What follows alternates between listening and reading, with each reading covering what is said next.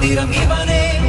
எரிமலையாக கோபம் கொள்வான், எமனையும் எளிதில் வெல்வான்.